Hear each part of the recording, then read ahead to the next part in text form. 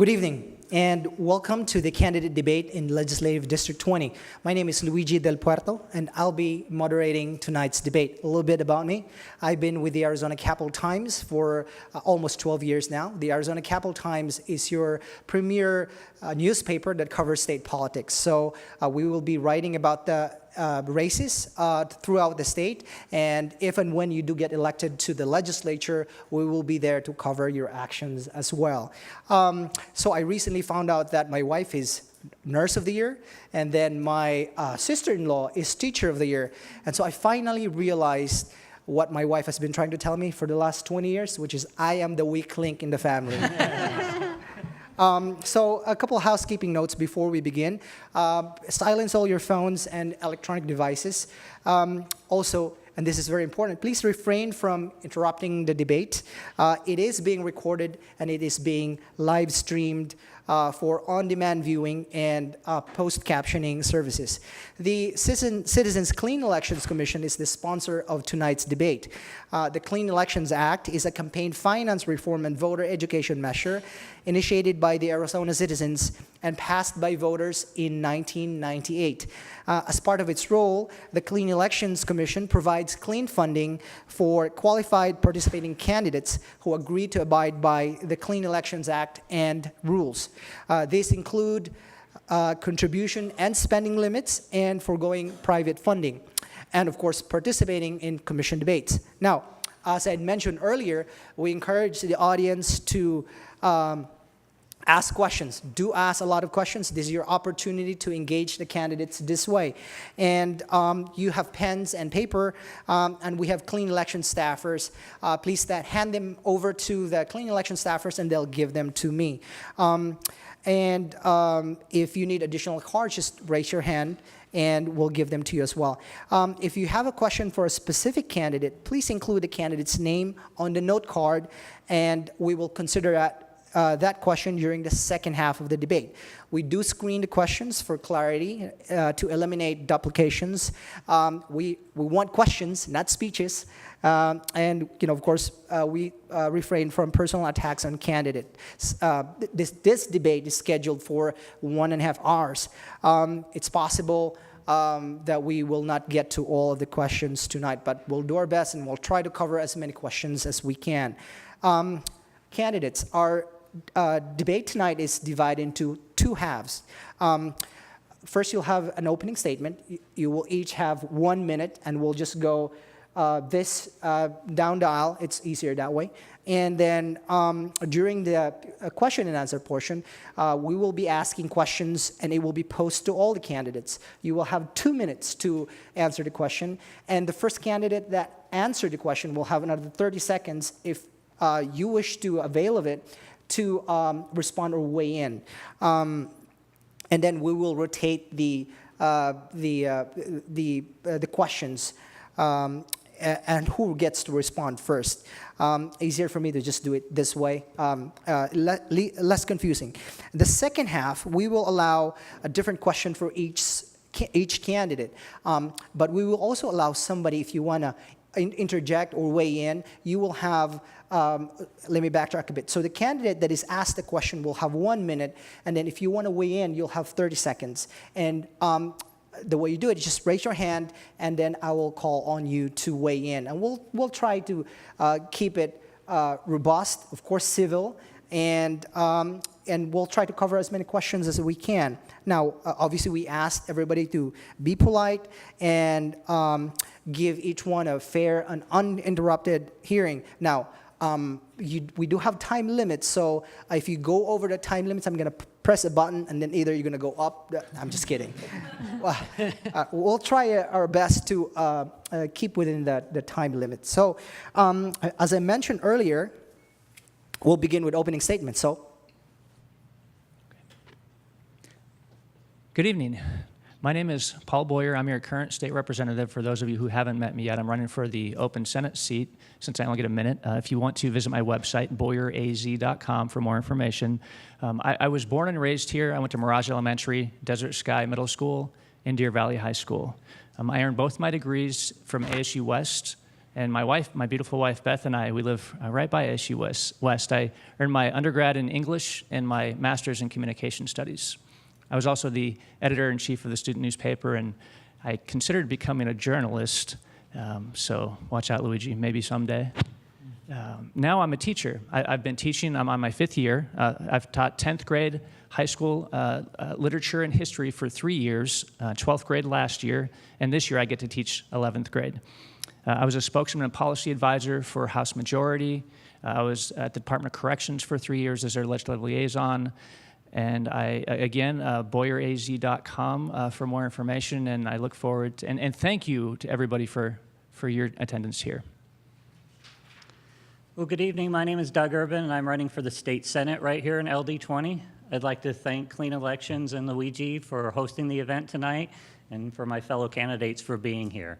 I mean, hopefully tonight we can have a robust discussion about the issues that are affecting our community, and we'll touch on the tenets of my campaign, which are education, equality, and the environment, and how my experience as an accountant, environmentalist, and tutor for 2nd graders will be beneficial.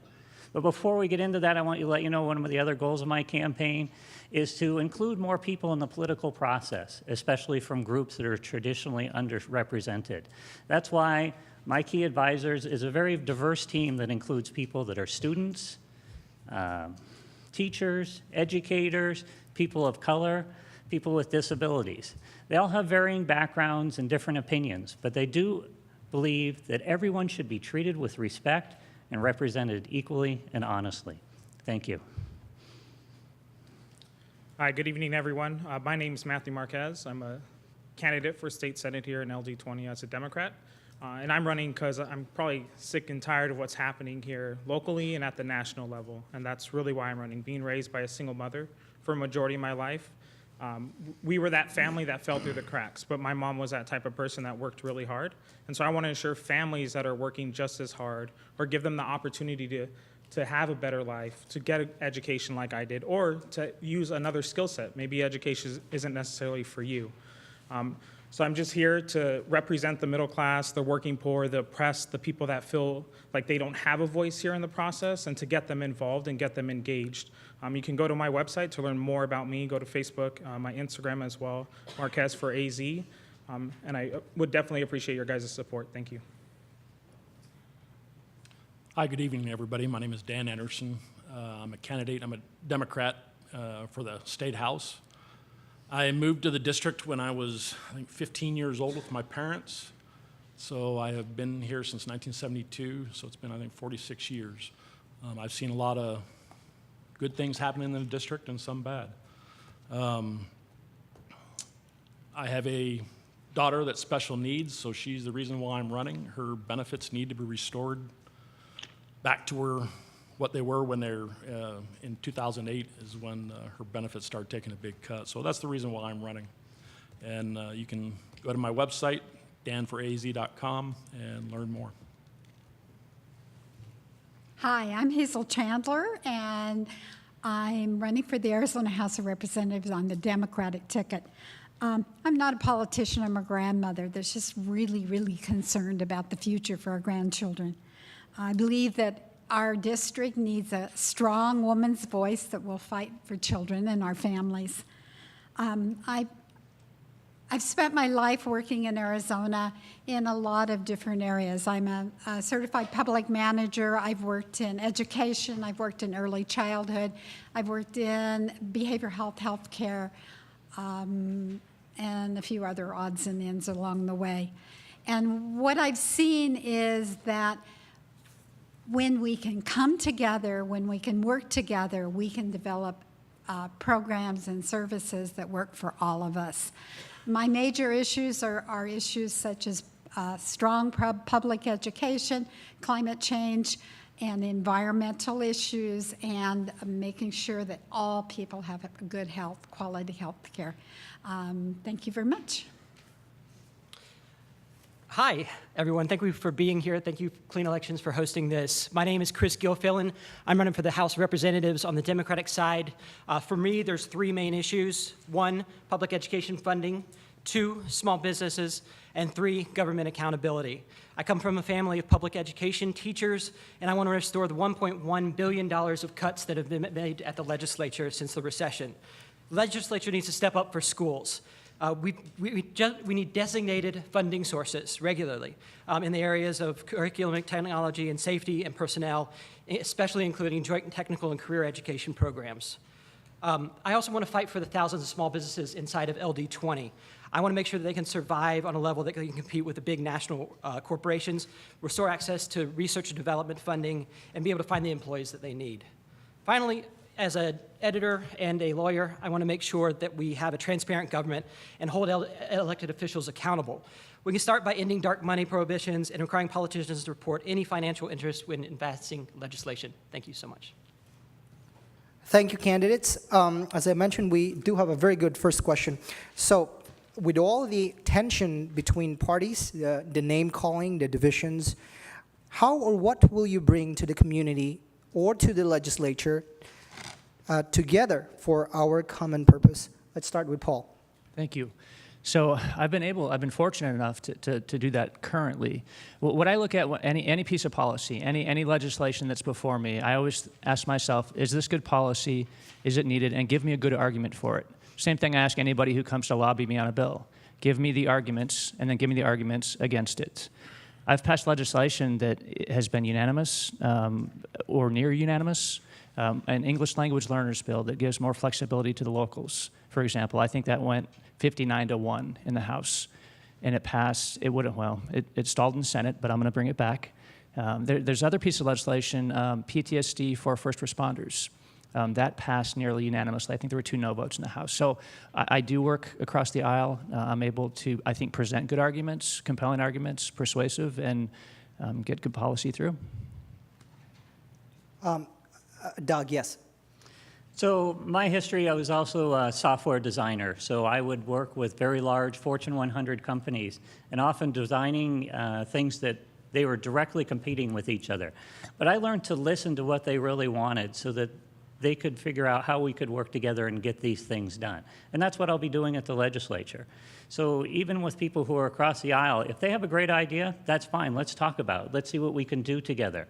There are some things that I agree with them on, and we're going to work hard. In fact, Paul and I were just talking about when I first introduced myself to him, he was working on an important bill. I introduced myself. I supported it. Unfortunately, his colleagues kind of threw him under the bus that day, but that's what happens.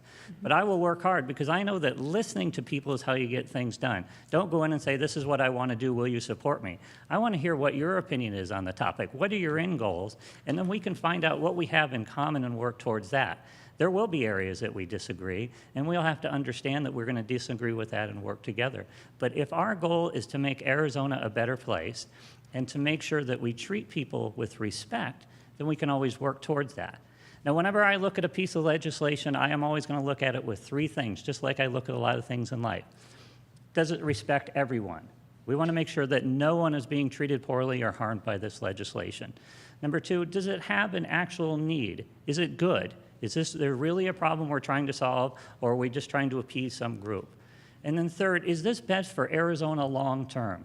Unfortunately, we see a lot of things there that are great ideas that are good for a year or 2, but we're mortgaging our future, and that's what we don't want to do. I want to make sure that when it's 20 years down the road, somebody can look back at the decisions we made and said, yep, that was a great idea. I'm glad we did that then.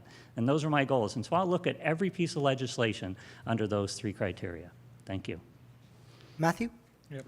So what I'm just doing directly on my campaign as I'm talking to people, especially here in LD20, is talking to independent voters. I think there are a lot of people maybe in this room or that are out there that don't necessarily see party lines. They see issues that affect them personally, their families, their communities, their neighborhood.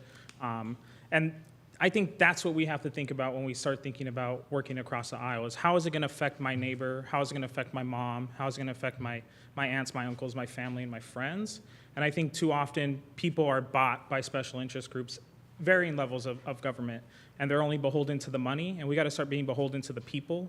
And I'm tired of just kind of that's what's happening now, and that's where conversations are going, and that's kind of where our political system is going. It's very politicized, and it seems like money is driving the issue. When we're privatizing a lot of things here in the state and turning people into commodities, that's wrong. We need to start treating people like people, recognizing the humanity in one another, and that goes for working, across the aisle with our Republican colleagues, that we may not see eye to eye on everything, and that's fine. I don't see eye to eye with probably everybody in this room, but there are probably a lot more things that we can agree upon that'll benefit us in the long term, in the long run, that we really need to focus on. Thank you. Dan? So I worked about 9 years as a union organizer, and in this state, that's not an easy job, let me tell you. So going out talking to workers in the electrical trade, giving my view of, I worked non-union and I joined the union and became an organizer, and discussing with them the reasons why I did that, and trying to show them that it's a better thing to do on the union side. And not everybody felt or talked the same way I did, thought the same way I did. So there was a lot of give and take,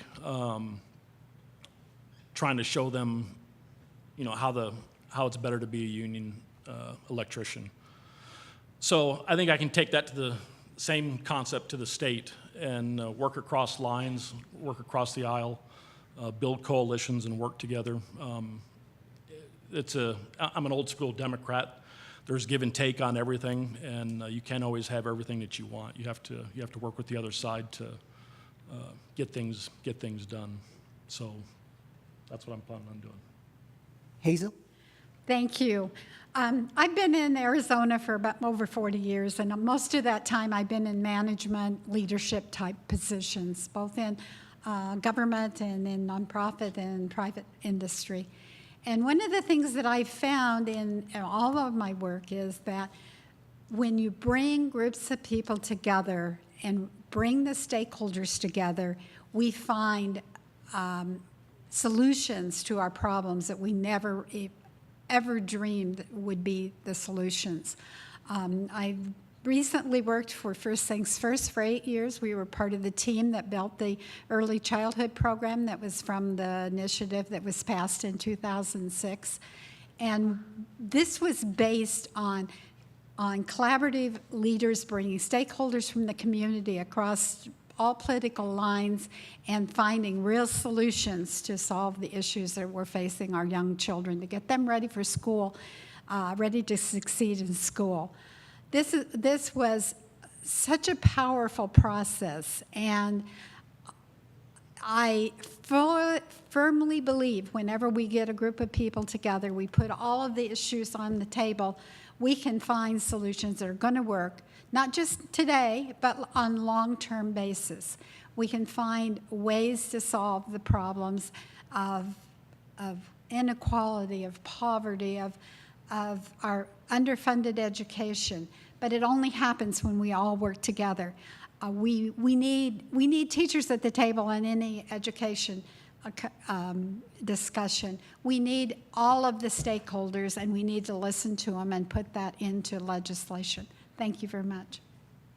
Thank you. Chris, same question. Sure. Well, thanks for that question about tension between parties. Yeah, I literally just sat down with teachers an hour ago who spent 18 hours down at the legislature waiting to talk to their representation, and they only got 20 minutes and never really got the answer they wanted, and also did not get the result that they wanted either, which is more education funding, which is frankly should be a bipartisan issue.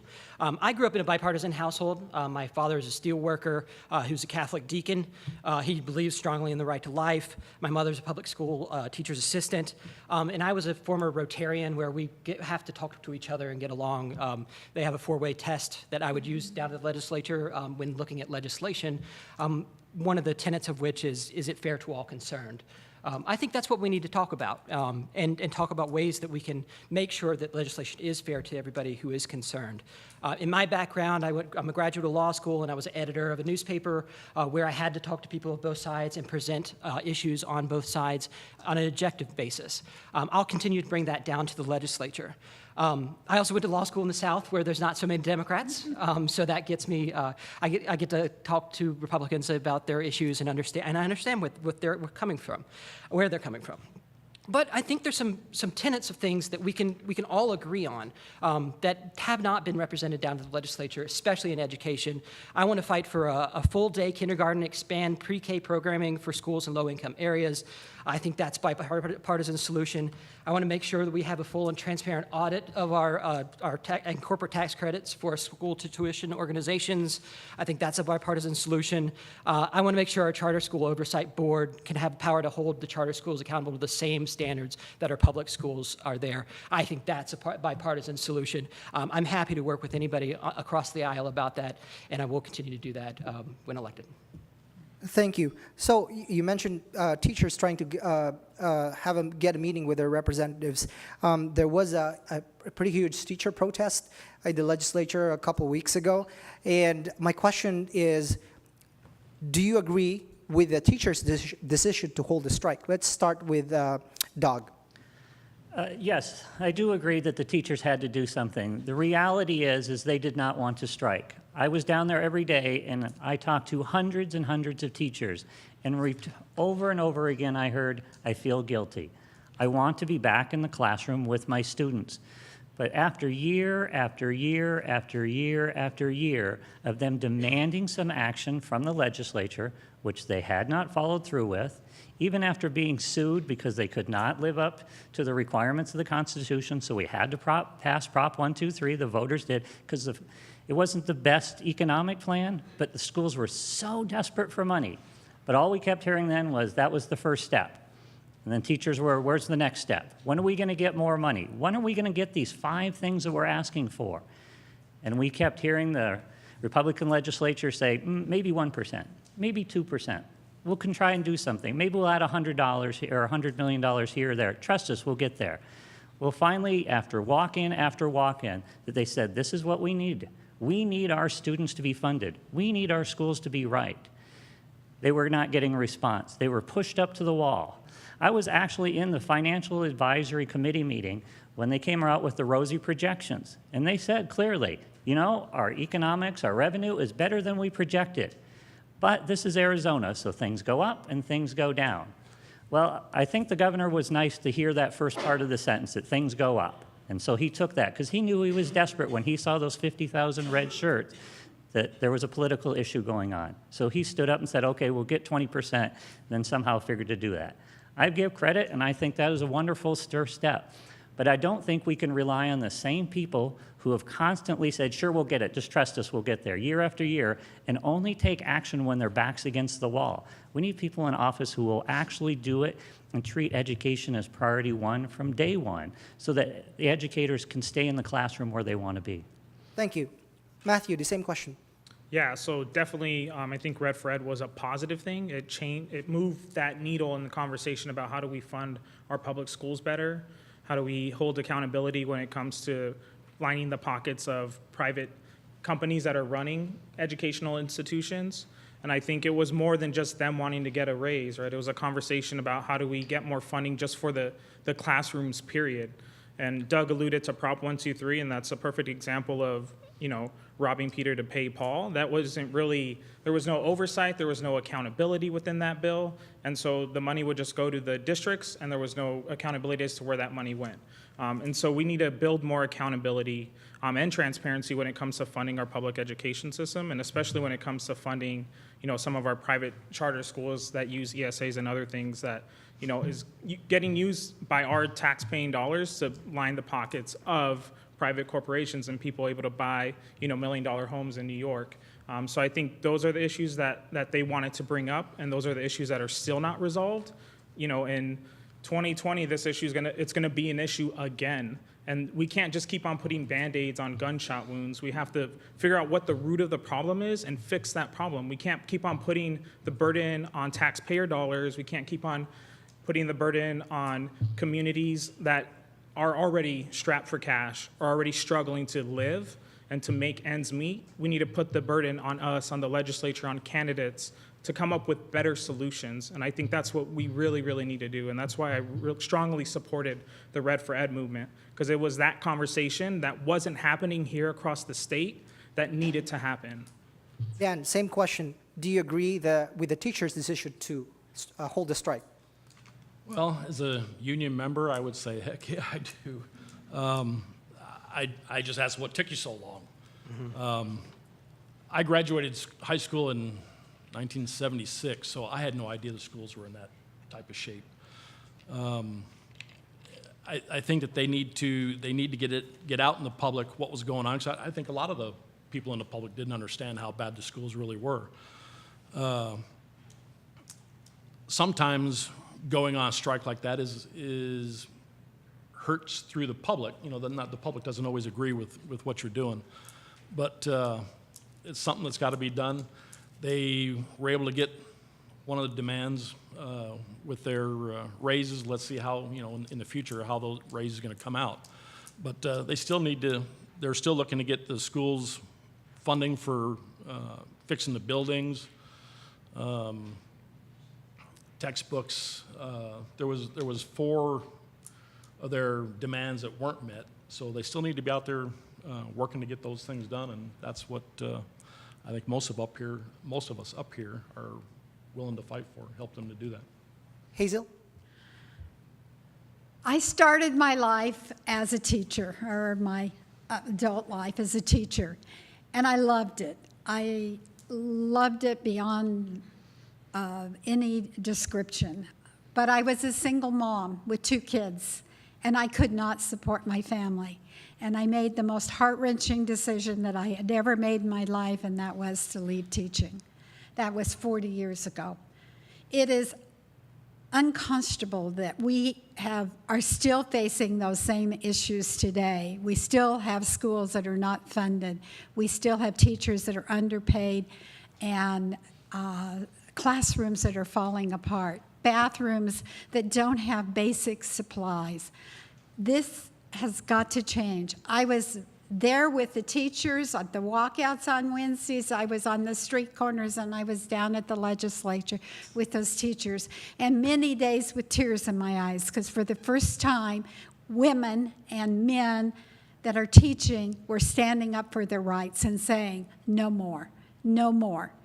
The only way we're going to solve the problems with education is we've got to find a way to permanently fund education from a fund that's not going to be something that can be touched.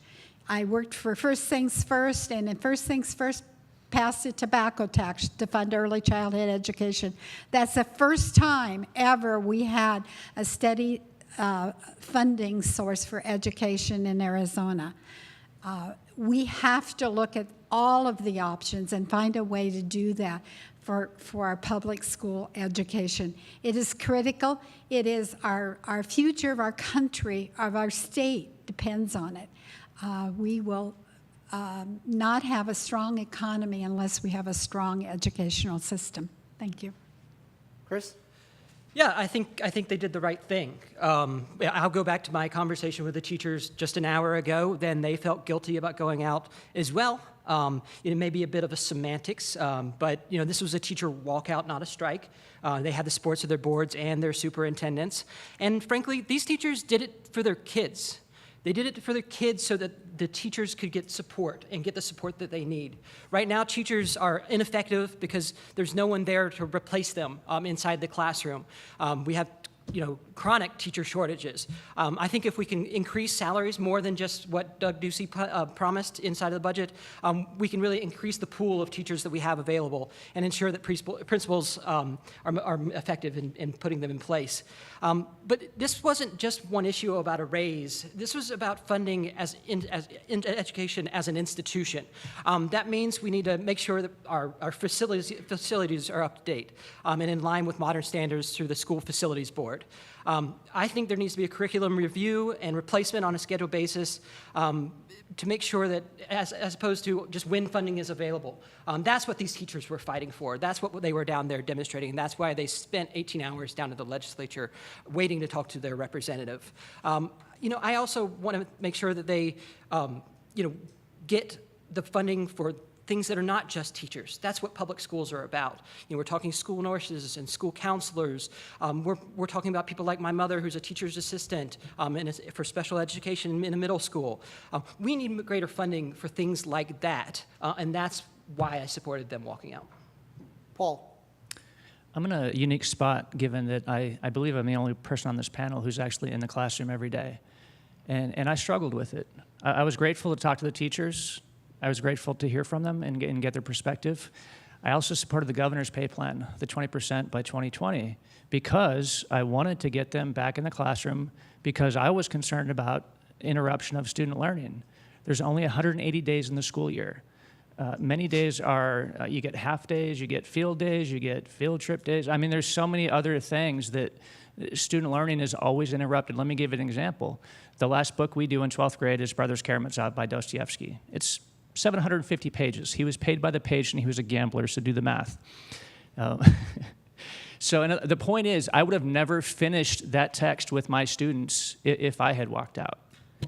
And so my struggle was having teachers not in their classrooms and student learning was interrupted, especially when the negotiations were ongoing. We were already on track to do much of what we did with additional assistance and also with the additional, the teacher pay package. And so, and there was a lot of misinformation that was going out there. So that's why I was grateful that I did get to talk to the teachers, but I'm also concerned about what kind of message that sends to students when their teachers don't show up. Thank you, Paul. As you can imagine, most of the questions are about K-12 education. K-12 education is the #1 issue in the state. And so let's keep on this subject. Here's one question. I think most of you agree that there's still a need to increase funding for K-12 education. What strategy would you adopt to make it happen? In other words, how would you fund it? Let's start with Matthew.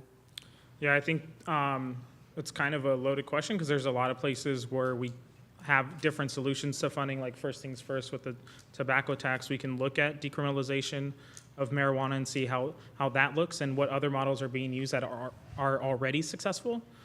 We also need to look at funding that's already in our general fund and what's already owed.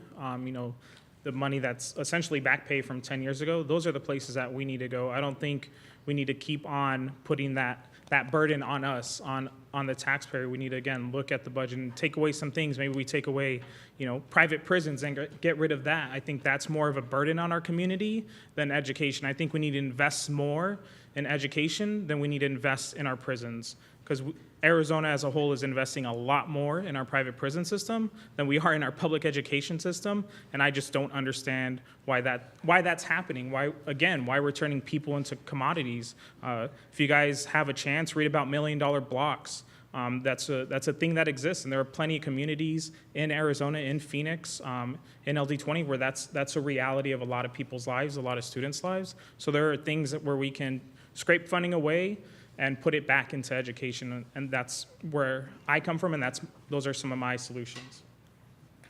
Dan, the same question. Like Matt was saying, there's a lot of different ways to do it. Since the teachers are putting up the Citizens Initiative, I would back that. That comes. If that doesn't pass, then we can go back to some of the things like he was talking about, doing away with the public prisons, or private prisons, I'm sorry. Taking the funding from there. There's a lot of different things that, like I say, that as long as the initiative is there, I'm going to support the initiative, and we'll see what happens if that doesn't pass. Most of you already know the initiative is, this is the initiative that would increase the tax on the higher income earners in Arizona. Hazel, the same question. Yes, hi, thank you. That's a really good question, and there's really no simple answers, but I am getting signatures on the petition for Invest in Ed. I feel it's a good step in the right direction. I'm hoping that it will be passed because I think it's a way to stabilize our income on education. But we also need to take a real close look at the way we do business in Arizona. We have been, year after year, priding ourselves on cutting taxes. But that cutting taxes has usually been on business and the upper income people, not the lower income people. Our lower income people are actually paying almost double the percentage of their income, counting sales tax and property taxes and other taxes, than some of our highest earners. We need to look at that, and we need to have a complete review of all of those tax credits and all those tax policies that we have in place, and look to how we can fund crucial services for Arizona on a long-term basis. And we have to put everything on the table. Education has to be funded, but we also have to fund some of our social services and our health and our behavioral health in adequate. We just don't have enough money right now in our system. We're one of the lowest state budget per capita for our population anywhere in the nation. Thank you. Chris? Yeah, so I think everything should be on the table as well. A little known fact is that even if Invest in Ed passes, it only funds 70% of our schools' needs. We need to do more than that. So we've cut $1.1 billion from our education since the recession. It's literal dollars that are missing from our education budget. I have some very specific ideas for how we can make sure that education funding is there. The first one begins with closing corporate tax cuts for things like 4-inch pipes or private jets. Did you know you can get a tax cut on your private jet? That probably needs to be closed. We, as a few people mentioned before, we also need to stop building more private prisons. Right now, we're spending 4 times as much on a prisoner as we are spending on a student. That needs to change. And we don't need bed quotas for these private prisons as well when we're paying for an empty bed for a prisoner that's not there. Also, we need to modernize our tax code. We need to bring it to the modern age. There are lots of things that have changed since the tax code was written, and we want to make sure that it remains updated and in a modern form. The last one thing I wanted to kind of marries a program that could help us, get rid of our teacher shortage, is expand our teachers' academies. Our legislature made the right decision to use our great universities to solve our education teacher crisis. I think that could be encouraged and expanded to help get our teachers back on track. Paul? Remind me of the question. How would you fund, there are a lot of ideas. Let me backtrack. So many of you, or most of you would agree that there is still a need to increase funding for K-12 education. How would you fund it? Sure. Thank you for the rephrasing. So I think we need to continue to grow our economy. And we've been doing that. That's not just bluster. This is happening. I'm looking at headlines right here. Personal income in Arizona rising faster than national average. Arizona unemployment rate drops to 4.5%, the lowest level since December of 2007. And if you look at the latest Joint Legislative Budget Committee, that's our nonpartisan budget staff, kind of like Arizona's CBO, they work for all the members. They said that the state saw gains, and I quote, occurring in several of the larger revenue categories. These results are indicative of accelerating economic growth. And so I think what we need to do is continue to grow our economy. I think we need to continue to have low and predictable taxes, and same with regulations. And that has been working. And that's the reason why we're able to fund education. And I believe the number now is we're up to 46% of all state spending goes towards K-12 education with the recent budget that we passed. And just for the record, we did put in the 20% pay plan. It's in the permanent per pupil formula. It's increased by inflation every year, and it's voter protected. So in other words, this money is ongoing. And I do think that is going to be a huge boost for teachers, and we need to continue to grow in the economy so we can fund, we do have to fund corrections, education, healthcare. Those are the 3 big bucket items as far as what the state funds, all the state agencies, and everything else thereafter. Doug? So with all due respect to Paul, who is just reading some headlines, who doesn't truly understand the numbers behind them. I'm an accountant by trade. I truly understand the effect of tax policy. And what our tax policy in Arizona did was put us behind all the other states in the nation. Because we cut back taxes, we are finally growing faster than everybody else, because everybody else was growing faster than us as we were busy cutting taxes and doing giveaways. There was just a study that came out this week that compared Wisconsin with Minnesota. Two states, very similar, right next to each other, similar cultures and things. They elected two different types of governors 7 years ago. Wisconsin said, we're going to cut taxes, drive it to zero, like Arizona. Minnesota said, we're going to invest. We're going to make sure we have education and things. Minnesota's economy is growing and booming and doing well and has been for several years. Wisconsin, just like Arizona, has lagged behind and is finally starting to grow. Now, as an accountant, I am truly the one here who has a plan. I actually know where we can get $1 billion in new revenue into Arizona. The first thing that we're going to do is get rid of STOs. These divert about $150 million away from our general fund and send it off to private schools. The worst part is it skims 10% off the top. It never makes it to any student, any school. The next thing that we need to do is cut sales tax exemptions and just make sure the ones that we have are productive. We have several of them that have been mentioned here, but we've done more. We gave away more to fine arts. We passed another one the same day as the budget bill, where we did it for coal. We need to re-review our income tax structure to make sure that it's equal for everybody. And then we definitely need to modernize our corporate income tax code. I was a corporate tax auditor for years. I understand how these things work. And I've also, in private business, been in those boardrooms.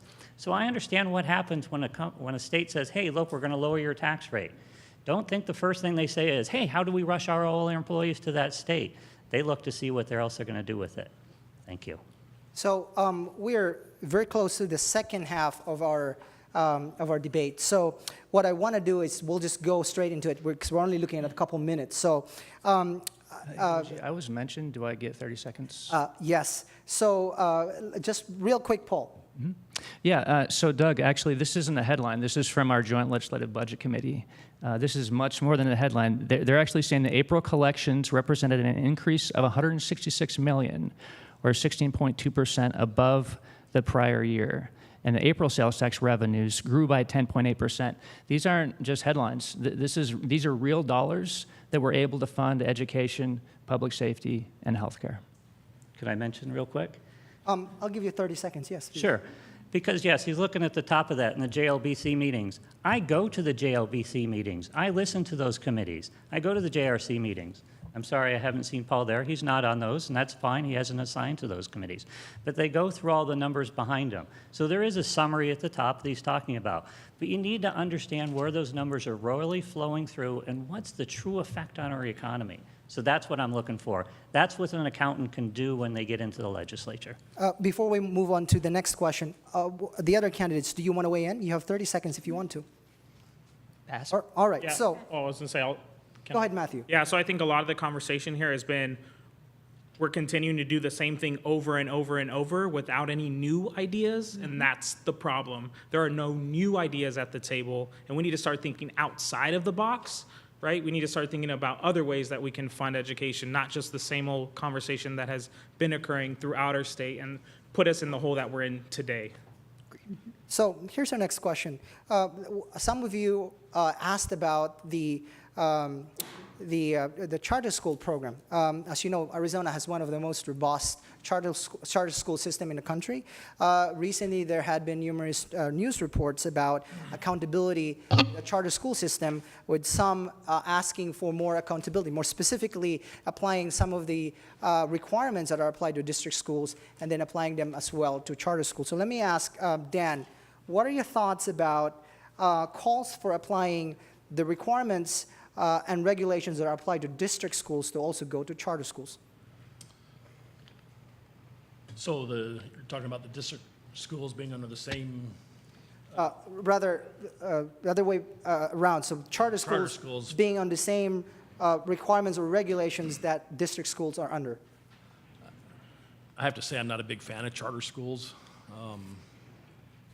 They keep saying public charter schools. It kind of makes me laugh because they don't fall under the same criteria as the public schools do. So, yeah, I think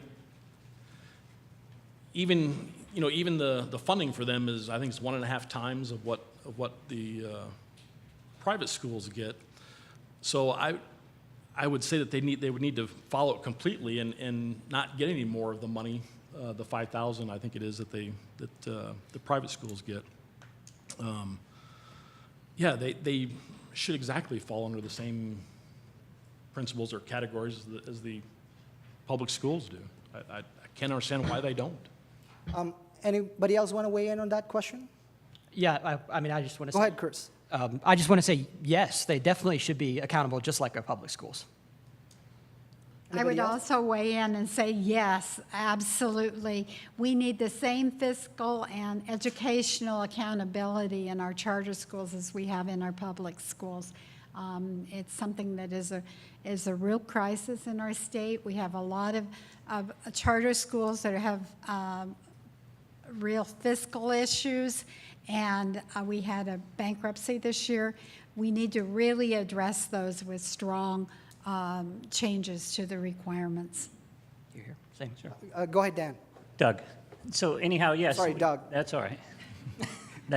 Well, okay, we'll work it out from there later, okay. We'll work it out. Yeah, we'll work it out.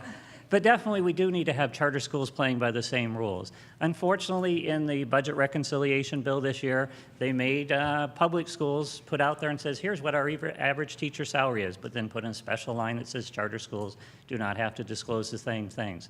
Unfortunately, charter schools don't have to have arm's length transactions. So they can have the ownership there, be also the owner of the building, they can be hiring the teachers.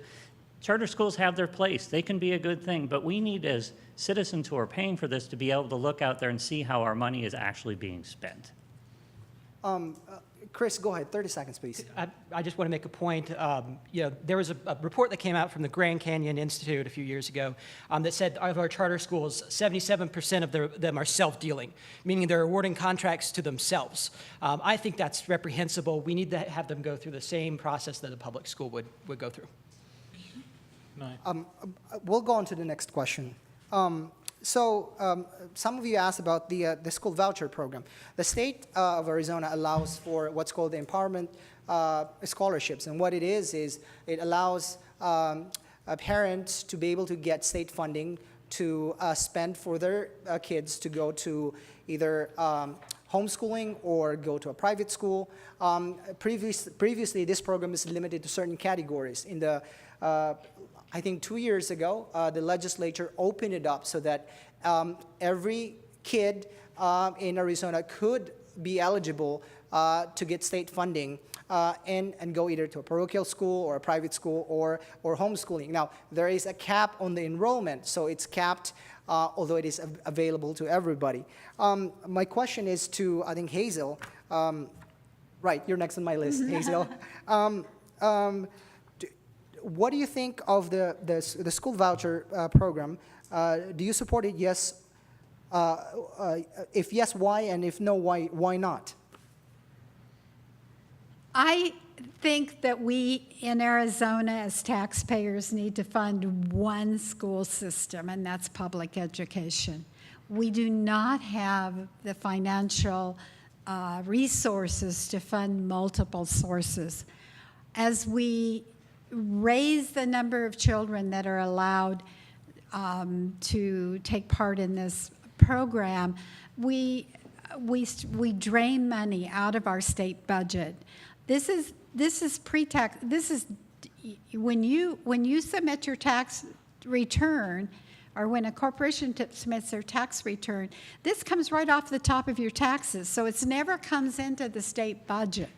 And it makes it incredibly difficult for legislatures to adequately project the amount of income and the resources. And this is becoming a bigger and a bigger part of our budget. A few years ago, we had a clean car initiative, and we gave away a huge amount of tax credits on that. And I would really support that, but it really almost bankrupted our state, and we should learn from those lessons and stop giving those tax credits. Yeah, let's go to Matthew. Yeah, so I think with ESAs that when it when they were originally formed was to help families with kids with disabilities, and I come from that background, worked in the nonprofit sector working with kids and families with disabilities, and that's, I think, their original intent, but they have kind of evolved into this thing where it's funding, again, corporations and private schools. And even though I went to St. Mary's, I went to a private high school, but my mom and myself and my brother, we chose to get scholarships, work on campus and things like that. And I think those are things that we can do instead of using taxpayer dollars to pay for private companies. Anybody else want to weigh in? Yeah, Paul. Yeah, I do support the ESA program. I believe in school choice, and I think that every parent and student should have the ability to match up the school with the student's interests and their needs. And I think we should rate this on performance. How are these children doing? How are they doing better on the standardized testing? Is the school doing better, perhaps, on the NAEP scores? I mean, we should really judge it by performance. And also, all the literature suggests that having excellent teachers and parental involvement, those are the two key priorities for student success. And ESAs allow for parental authority and involvement, those kids are going to succeed. Yes, Doug, I got your name this time. That's all right, good. Thanks, Justin. So anyhow, I was there with when Red for Ed started, and I worked all summer collecting signatures to make sure that we could get that on the ballot. And then I'm going to definitely vote no on Prop 305, which I hope you all do also. Because this notion of school choice, we have school choice in Arizona. We have open districts. We have charter schools. This idea that the only place you can go is private schools is foolish. You would think with all this money that we've been funneling with STOs and that we've trying to do with vouchers, that the enrollment in private schools would be going through the roof. It's not. It's because it's the same people who already would have sent their kids to private school are now just getting the state to pay for it. Yes, Chris. I just want to second that opinion. The point is not school choice. We have school choice. It's about accountability for these tax dollars. Right now, these vouchers are unaccountable and really serve as nothing more than tax cuts for the rich and allowing them to funnel money away from our public schools. I'm also against Prop 305 because it's just insane to expand a program that's already unaccountable and run amok. Before Paul, Dan, please. Yeah, if you want to expand the voucher program, you're wanting basically to kill private or public education. So I would do away with it. And we, like I say, the others have said we have school choice. If you want to send your kids to a private school, you're more than welcome to do that, but not at the expense of we owe a quality education to all Arizona children, and not just some. So. Paul? Yeah, I just wanted to mention, Arizona is a national leader in school choice. We do have great school choice here, but if you're not funding it, it's almost as if you don't have school choice. For example, you've got some charter networks out there that have about 15,000 students collectively on their wait lists. If a student can't get into a school because there aren't enough seats at the table, that's essentially not having school choice, at least for that student, and they feel the impact of not having school choice. Hazel, did you want to add something? No, I think I ditto what my colleagues said, my Democratic colleagues here, that, school choice, I think we have school choice, and I see that most low-income families that really need possibly private school education aren't able to do it because they can't provide the transportation, they can't provide the necessary extra funds to do that. And it's going to the wrong people. So let's shift subjects just real quick. It's still within education, but let's talk about school safety. As you know, the state legislature tried to pass a school safety program, or school safety, that's Governor Doug Ducey's phrase, school safety program, but the aim is to make schools safer. That proposal ultimately did not go anywhere. Let me ask, Chris, you're next. Mm-hmm. What are your thoughts about how will you make schools safer? Well, I think first off, I think we need to expand more into the schools. Think about what is actually happening at the school that can keep kids safe. I'm in favor of actually having more firearms detectors at the gates of the schools, but I definitely am not in favor of having teachers with guns in the classroom. That's not a good way to make schools safer. I think we need to expand the use of school counselors. I think we need to expand our funding of things to spot mental illness inside of our schools, and make sure that the students are, we know where the problems are going to be. That's where I go with it. Anybody else want to weigh in on that question? All right, let's go Hazel. I just want to 30 add seconds, please. one thing. One of the problems with our schools is they have been so underfunded.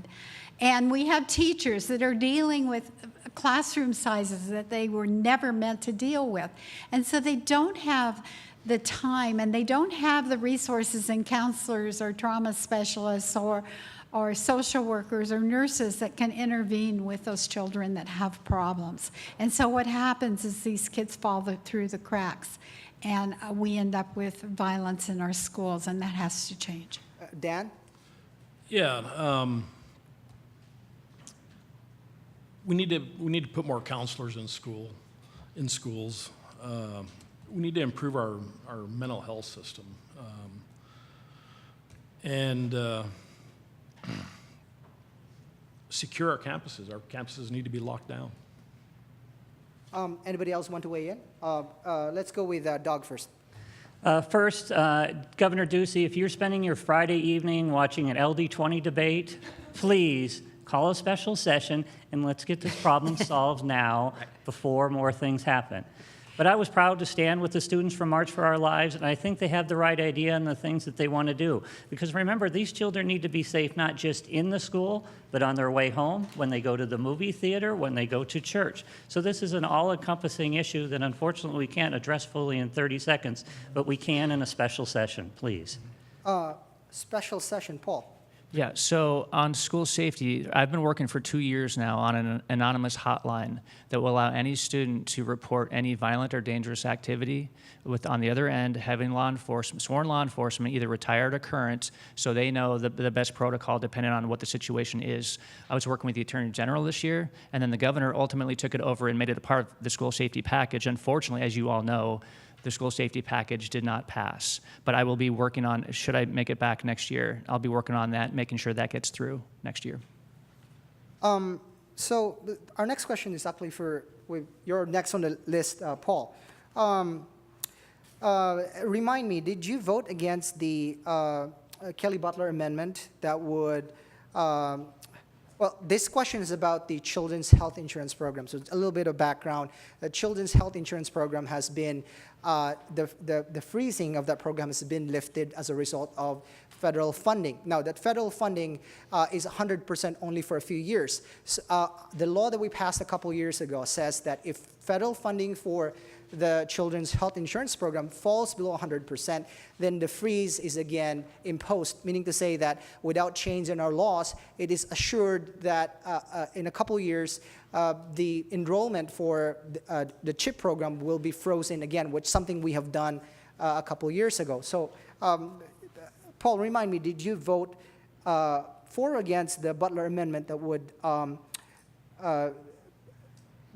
have kept the program from being frozen by repealing our statute that says if it falls below 100%, it's frozen? You'd have to remind me the bill number. I can tell you this. I worked with... I can't remember the bill number, but I do remember the specific amendment. But let me just ask it this way, then it's more general. The Democrats want to lift wants to deal with this issue by making sure that this program is not frozen. Some of your colleagues who are Republicans also support it. Did you vote for or against it, and why or why not? What I remember, I mean, I've been working with Senator Brophy McGee on this issue for a few years, and I do know that the governor made sure to fund the program, so it would continue. So I don't know that it was necessary. What I remember is that without a change in the statutes, this program will be frozen again, because federal statutes that we have say if federal funding falls below 100%, the freeze will be imposed. Once more. Let me ask the question a different way. If there's legislation to make sure that this program is not frozen, will you vote for it? Sure. Anybody wants to weigh in? Let's start with Chris. Well, I think it's morally corrupt for our legislature to be taking health insurance away from our children. And they have done that year in, year out. And if the legislature can't take care of our children, who can they really take care of? I promise to protect coverage for children, for mental health, preventative care, and pre-existing conditions by bringing together essential stakeholders across like hospitals and insurance providers. Furthermore, we need to do more to reduce child poverty, who stand to gain the most from these kind of programs. Right now, we're at 27% of childhood poverty, which puts us at 46th in the nation. And I think that's something we need to change and focus on as well. Anybody else yes, Hazel. Yes, I've worked, as I said, I worked for First Things First. And while I was working for First Things First, we had the freeze in the Kids Care program. And the numbers of children receiving kids care went down from something like 45,000 in our state down to, I think it got down as low as maybe 12,000. No new enrollees, babies could not go on the program. Kids Care is a really cost-effective program that's a share where parents share that, the funding, and it is a necessary part of our healthcare system in this state. Thank you. Yes, Matthew, and then Doug. Yeah, so I think Kids Care, the CHIP program, we definitely need to fund it and not freeze it. When it was frozen a few years ago, we were one of the few states in the nation to actually have it frozen, and that's a huge disservice to communities and families that really need it. They're not taking that help because they're just choosing to. They absolutely need that. But we also need to have a conversation about how do we make families' lives a little better by making healthcare a little bit more accessible and affordable, making our economy a little bit more equitable for everybody, so that we don't have to have families rely so much on the CHIP program, but make their lives better as a whole. So yeah. Yes, Doug. So I do know that it was voted against with the Butler Amendment because there was a bill earlier in the session to unfreeze it. And I'll agree that most people in the House, including I believe Paul, voted for that, and then it stalled in the Senate. So then I thought when it came in during the budget reconciliation packages, one of the amendments there, I thought surely this will be the one Democratic amendment that will pass. No, all the Republicans still voted against it. Even the original sponsor had to say, I'm sorry, I'm going to vote against my own bill because we are not going to be changing this budget the Republicans has already decided about.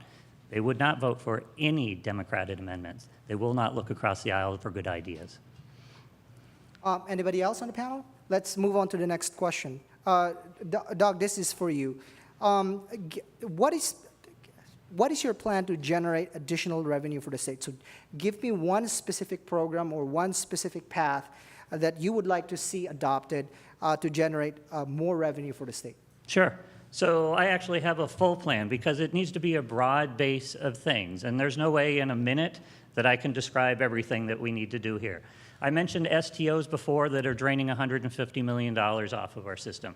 Sales tax exemptions are completely out of control because, in case you don't know, a simple majority of the legislature can pass and give an exemption to a special group, and now we're stuck with this until we can get a supermajority to undo it.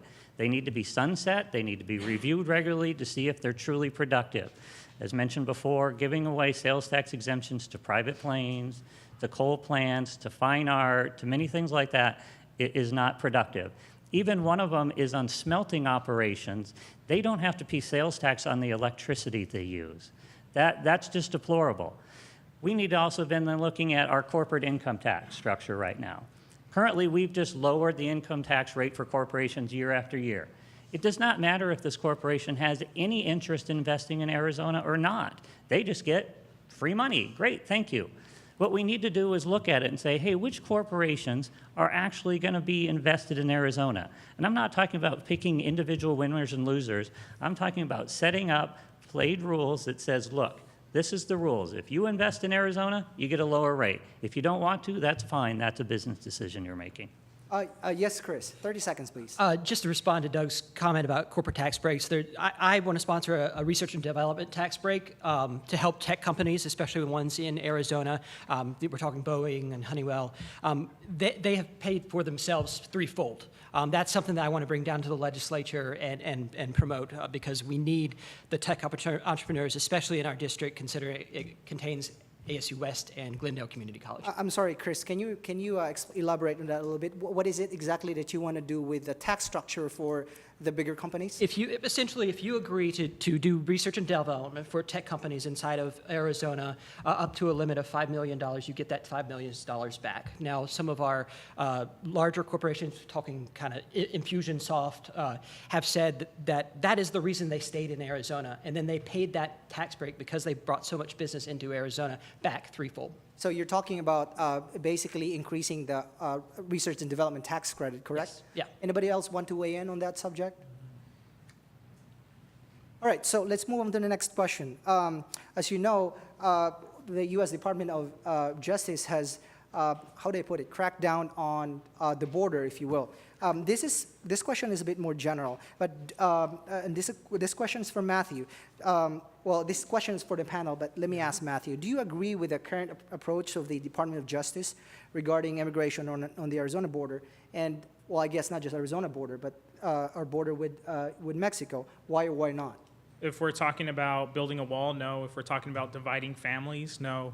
I don't know what else more we need to do. I don't think we need more Border Patrol. I think we need to kind of make our immigration system a little simpler, a little cheaper, a little better for people that are really trying to come over, and for stop separating families and individuals that are trying to come over and seek asylum. They need the due process. There are a lot of cases right now where they're not getting the due process, and it's actually in the U.S. Constitution that if you can come in through any way, it doesn't have to be through a traditional port of entry, and if you're seeking asylum, you get due process. So we need to start talking about that. We need to stop criminalizing undocumented immigrants. We need to start talking about the real issues that are happening, how it's affecting families and communities, and how we can have better conversations about not villainizing a community that actually does, good for our community in the sense of, they work, they pay taxes as well. So we need to have those conversations more than turning them into villains or kind of the enemies of the state. They're not going to come over and take over, and cartels aren't going to come over into your house and start selling drugs everywhere. So there are a lot of things that we need to have a conversation on before we dive deeper, and we definitely can't get in that in a minute. Anybody else want to weigh in that question? So basically, if I rephrase it a little bit, do you agree with the current direction of the U.S. DOJ when it comes to immigration? Specifically how we've dealt with immigration on the border and how, yes, I'm an early childhood specialist, and I've studied and I've taught early brain development, and I absolutely am appalled that we're separating parents and children at the border. I don't care whether they came here legally or illegally. Most of those people came here to seek asylum, but ripping children from their parents is the worst kind of child abuse, and it's setting up those children for lifelong problems. Anybody else on the panel? Yes, Dan. Our federal government needs to just take care of immigration and pass the laws, whatever they're going to do for it. We don't need to be separating our kids from families and that type of stuff. So here's a provocative question. I'll ask it. Should parents that are illegally here pay for their children to attend our public schools? And are you in favor or not in favor of this proposition? Let me just start with Chris, and then we'll go down. Yes or no? What was the Should parents? Here's the question. Yeah. Should parents that are illegally here pay for their children to attend our public school? Yes or no? Well, I think they already pay for their children to go to a public school. I mean, that's the point of paying some degree of sales tax. That's how the structure has been laid out for our schools to get funding through the state budget. And I think they pay, and I'm also in favor of making sure that we have some common sense immigration reform so that they can then further pay taxes and get jobs and include themselves in society. Hazel? Yeah, I agree with what you're saying. I really feel strongly that we should not make children are pawns of our fights on the immigration issue. These are children, and they're brought here. Again, they didn't come here to be illegal. They came here because their parents brought them here. Dan? We owe all Arizona children quality education. So if their kids are here, they're Arizona children. Matthew?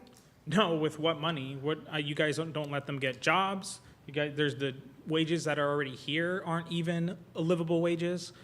How, would you even be able to pay for your own kids' education? How is someone who's undocumented that's not allowed to work in our country able to pay for this? Or are you going to take them to court, take them to jail? Like, what are you going to do? So first, we need to fix our broken immigration system, fix what's happening at the border, stop separating families before we even talk about undocumented families paying for education. Dog? Well, first of all, we need to remember that we need to treat all people with respect. I don't care how you got here. I don't care what your parents did, but you need a quality education. You should be able to go to public schools. That's it. That is the rule. Whether or not you start asking if they should be contributing here or there is a ridiculous question. Let's make sure these kids are educated first and deal with them and handle them properly as people. Then with the immigration status, we can look at that. If we got total immigration reform, we're going from there. That's why we pay our money into the schools. That's what they're doing when they're contributing to our economy also. Paul? This is a much longer conversation than 1 minute, but I will say that sorry. Go ahead. I will say this, that we should make it easier for law-abiding citizens who want to be here, who want to be productive citizens. We should make it easier to become a citizen. I do believe that. But we also need to know who is here, because we don't want violent criminals here. And we should be able to get rid of them if we know that they are here. I mean, we all lock our doors at night, don't we? We all want to know who's in our home. Why wouldn't we do the same for our country? Just a reminder to refrain from interjecting during the debate. Thank you again, appreciate your cooperation. So on the subject of immigration, as you know, the Arizona Supreme Court denied in-state tuition for DACA recipients, deferred action for childhood arrivals. They're also called Dreamers. Yes or no, do you agree with the court's decision? Let's start with Hazel, and then we'll go from there. No. No, absolutely not. These are kids that were brought here. They've worked hard, they've gotten their education, and now they're trying to get a higher education to get good jobs for themselves. And we just have to give them a chance. And being able to have college education is very important. Dan? You ask the question again? The Arizona Supreme Court denied in-state tuition for Dreamers. Do you agree with the court's decision, yes or no? Matthew? Definitely not. Doug? So from a moral standpoint, I do not agree with it. We need to make sure that DACA recipients are treated well. Unfortunately, based on a whole bunch of fear-mongering that was spread a couple decades ago, in Arizona, we passed a proposition that said we couldn't. So the court had to look to that. What we need to do is stop this constant fear that it's only illegals that are causing crime, and that's our real problem out there. These are people. These are not any more law-abiding or less law-abiding citizens. If it's a person and they commit a violent crime, they should be arrested and punished. It's not, oh, it's only an illegal and they should be doing these types of things. That's how we need to be looking at it. Paul? I do sympathize with these kids. They were brought here, many of them before they could even speak, before they were, when they were infants. But I do think that the courts got it right on the legality of what they had before them. Do you agree with the court's decision? I do. Chris? I said no. Okay, thank you. Let's move on to voting. I always tell people that you need to be engaged. You need to be at the state capitol. If you're not at the table, you're on the menu, if you will. And so you do need to be engaged. So here's a question about voting. What are you going to do to ensure that more young people come out to vote? And what about young people of color? I think I had Hazel, so let's start with Chris. Well, young people and people of color and voting is kind of my specialty. I was a community organizer, making sure students were voting from 2011 up to present day. We registered voters, registered tens of thousands of people to vote. I think engaging with students about issues that they care about is extremely important. They're going to turn out in this election, and they are interested in what's going on, but you have to understand what's going on with millennials these days. They're focused on getting a job and keeping a job, so they need to be fiscally responsible with their money, but they also are very socially kind of, I guess, liberal or progressive in the way they think about things. I want to make sure it's easy to register to vote and to vote as to take a drink of water. Hazel? I agree with that totally. One of the things we have been doing in this state for many, many years is making it harder for people to vote. And we need to if our democracy is going to survive, we need to make it easier for people to vote. We need everyone's voices heard. Dan? Yeah, we need to do whatever makes it easier for people to vote. If that's using all mail-in ballots and automatic registration, then that's what we need to do. Matthew?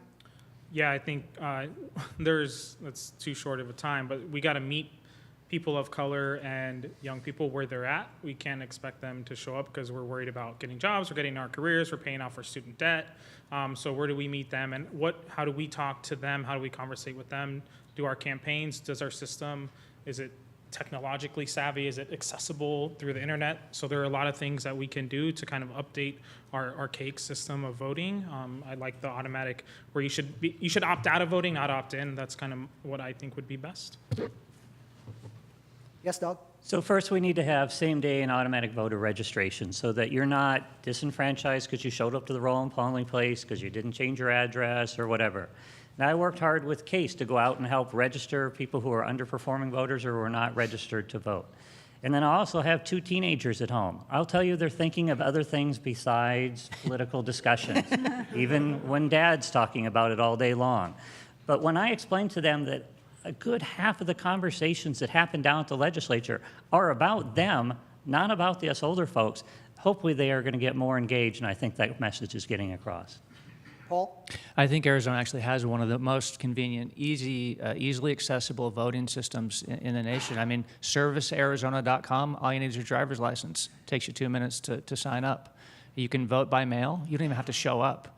As far as what I'm doing, I meet with groups all the time, Hobie, Youth in Government. And I'm always talking to kids about getting engaged, need to know just who your legislators are, what's the difference between your congressman and your legislator and city council and so forth. So I'm always talking to young, old, everybody. Get out and vote. Let's talk about dark money, a favorite subject at the state capitol. Dark money typically refers to money that is spent in an election for a candidate where the source of funding is not disclosed. There's no legal requirement to disclose funding. As you know, the city of Tempe passed the voters of the city of Tempe passed a law that would require disclosure of the sources of so-called dark money. And the legislature then passed a law that would override what the city of Tempe has done.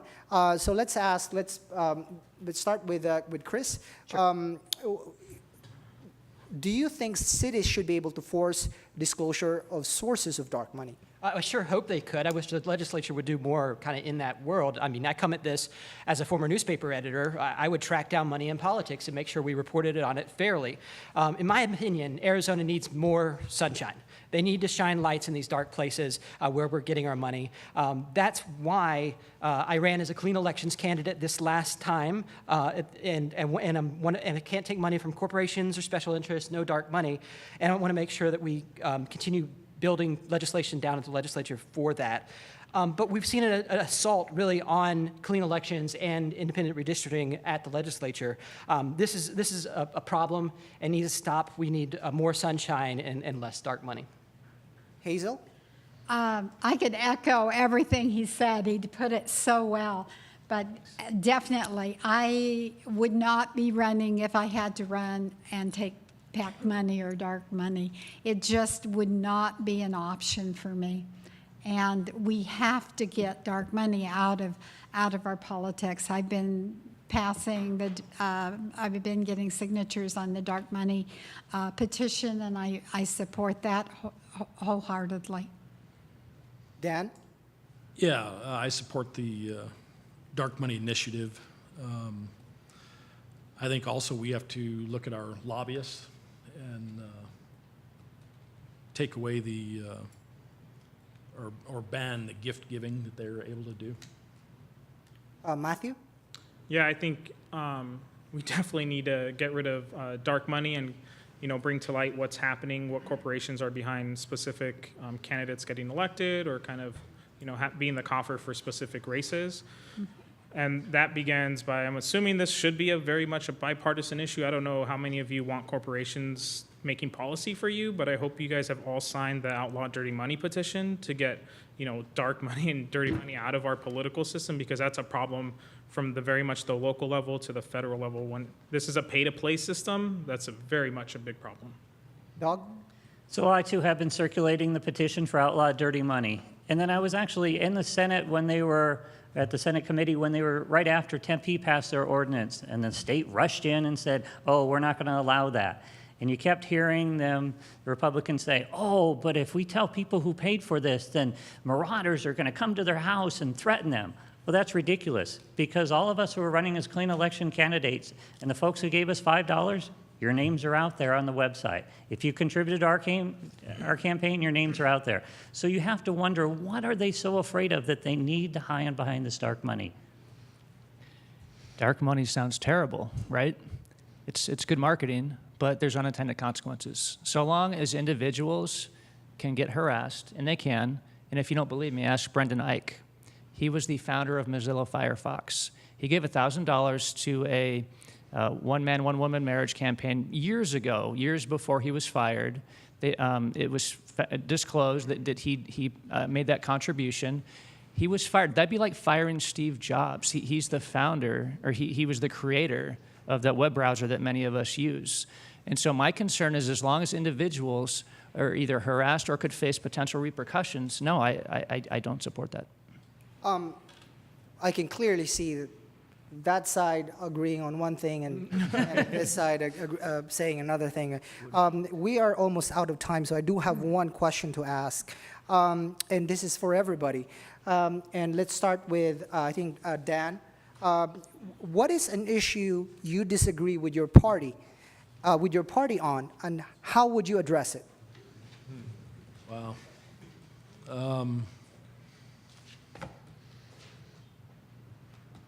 If there's none, it's okay.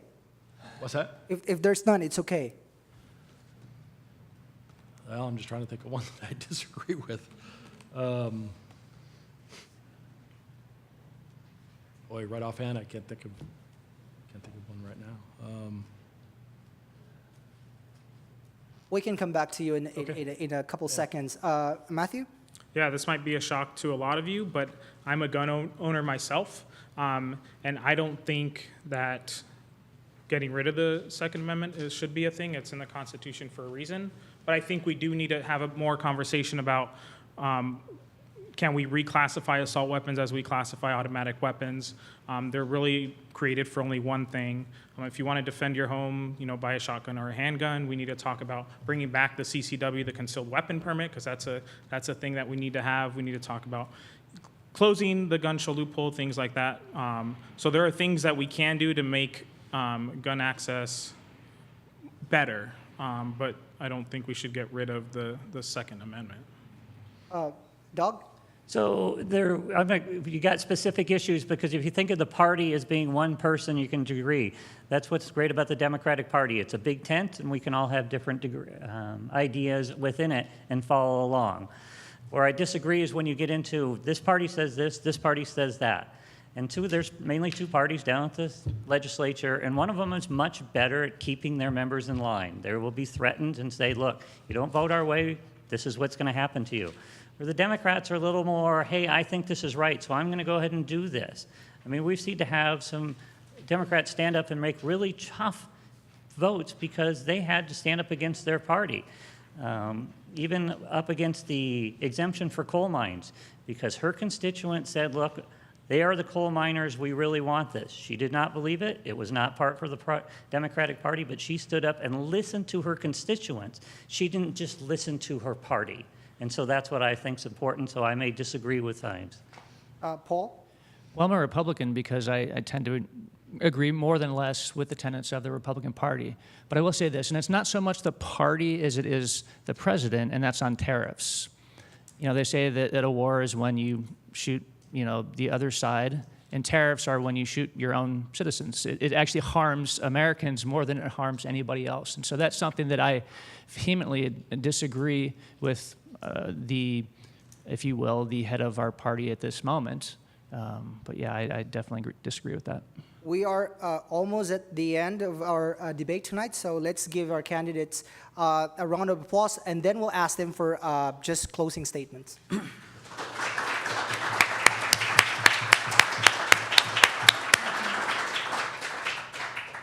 Closing statement, 1 minute. Let's start with Chris. We started with Paul, so let's start with Chris.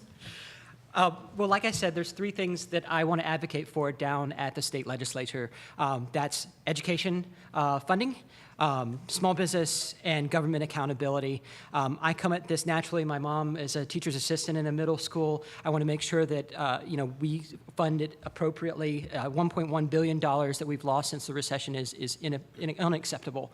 I want to make sure our small businesses, our tradesmen, our contractors, our entrepreneurs are taken care of inside of LD20. And finally, as a newspaper editor, I just want to make sure that we hold our government accountable for the promises it makes, and also for the things that for any money that goes into their into the coffers. Specifically, if a legislature is advancing legislation, we should know where they're getting their money from. I sure would appreciate your vote. My website is www.chrisforaz.com. My name is Chris Gilfillan. I'm running for the State House of Representatives in LD20. Thank you. Hazel? Well, thank you. This has been great. I'm running because I'm a grandmother, and I'm just really, really concerned about education, that every child needs to have a good start in life. But we also need to look at the issues around the environment and climate change that are threatening our future for our children. And we need to make sure that all children have good health care. I'm asking for your vote. I will be a voice for our children, a loud voice for our children. I've been doing it for a long time. I also need to still get some more $5 donations. I'm almost there, but I have a little ways to go to qualify for clean elections, and I have forms outside. I would really appreciate $5 donations tonight. My website is Hazel Chandler, or Hazel at azhouse.com, and I'm on Twitter and Facebook with the same kind of the same handle. So I would appreciate your vote. I'm Hazel Chandler, and I'm running for Arizona House. Dan? My name is Dan Anderson. I'm running for the State House, and I'm going to ask you for your vote. I believe my mother was a high school English teacher at Thunderbird High School, so education is real important to me. As a union member, working families and a livable wage is important, and being safe in our neighborhoods. So, again, Dan Anderson. My website is danforaz.com, and I'm asking you for your vote. Matthew? Yeah, thank you for spending your Friday night here with us tonight. I know, there are other places we'd rather be, maybe a bar, restaurant, whatever. But, I just want to say thank you guys. What I really, really want to do is reinvest back in our education system, and that's not just K-12, but it's the community college, university level. We need to make our healthcare system a little bit more accessible and affordable. We need to make our economy a little bit more equitable for everybody. I'm running because, again, my mom was that individual that worked really hard, worked multiple jobs. And so when I'm running to represent not just this community, but I see my family, and everyone that's here is, my brother, my cousin, my best friend. And I want to fight as hard as my mom fought for me growing up, and I promise I'll fight for you. I just need the opportunity. I need the chance to represent the working class, the oppressed, the working poor, those that aren't here tonight, really. We're all here, we're all politicos, but the people that, the majority of the population that aren't here, those are the people that I'm really fighting for. Doug?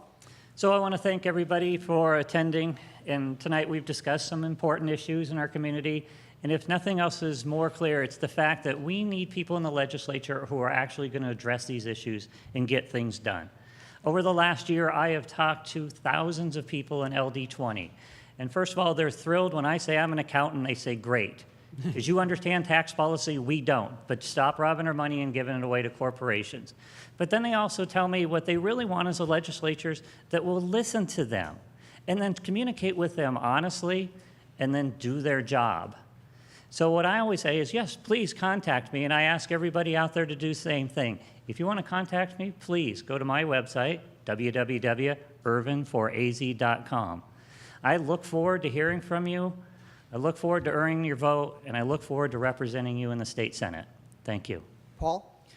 My name is Paul Boyer. I'm running for the open state Senate seat here in District 20. I have a proven track record. You can look me up on my website, boyeraz.com. I've been given the Guardian of Small Business Award, Friend of the Family, Hero of the Taxpayer, Friend of the Taxpayer Award, and Alumni of the Year. Well, this is the one I'm most proud of. Alumni of the Year from Paradise Valley Community College.